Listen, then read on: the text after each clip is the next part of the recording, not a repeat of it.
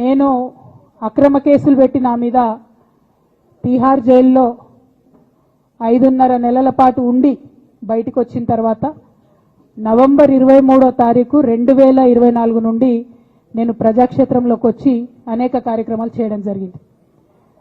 మరి నేను చేసినటువంటి పనులలో మొట్టమొదటిది ఒక బిడ్డ హాస్టల్లో చనిపోతే ఆమెను విజిట్ చేసి అట్లానే గురుకులాల్లో జరుగుతున్నటువంటి అన్యాయాల మీద మొట్టమొదటి కార్యక్రమం తీసుకొని నేను మాట్లాడినా.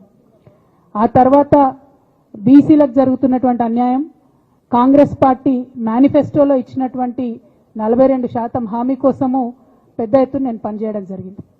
అట్లానే మహిళలకు 2500 ఇవ్వాలని చెప్పి పోస్ట్ కార్డు ఉద్యమాన్ని నేను చేపట్టడం జరిగింది. పెద్దవాళ్లకు పెన్షన్లు పెంచాలని నేను ఉద్యమాలు చేయడం జరిగింది. తెలంగాణ తల్లి స్వరూపాన్ని మారిస్తే అట్లెట్లా మారుస్తారని రౌండ్ టేబుల్ సమావేశం పెట్టినాం. బనకచర్లు అక్కడ కడుతున్నారంటే దాని మీద రౌండ్ టేబుల్ సమావేశం పెట్టినాం. ఓవరాల్గా తెలంగాణ ప్రాజెక్టులు, అందుబాటులో ఉన్నటువంటి నీళ్లు, వీటన్నిటి మీద కూడా రౌండ్ టేబుల్ పెట్టినాం. భద్రాచలం దగ్గర 5 గ్రామాలు ముంపు సమస్య ఉంది, ఎవరు పట్టించుకుంటలేరంటే వాళ్ళని పిలిపించుకొని రౌండ్ టేబుల్ సమావేశం పెట్టి ప్రభుత్వం మీద ఒత్తిడి తీసుకొచ్చే కార్యక్రమం చేసినాం. ముఖ్యమంత్రి గారి సొంత జిల్లా మహబూబ్ నగర్లో భూ నిర్వాసితులకు అన్యాయం జరుగుతుందంటే నారాయణపేట నియోజకవర్గం వెళ్ళి వాళ్లకు మద్దతుగా మేము నిలబడి రావడం జరిగింది. అట్లానే